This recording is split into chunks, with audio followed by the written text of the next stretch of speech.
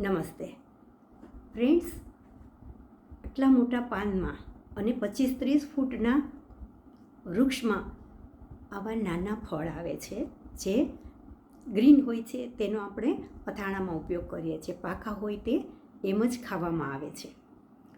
આપણે જોઈએ કે અથાણામાં વપરાતા ગુંદા બધાને ભાવે છે.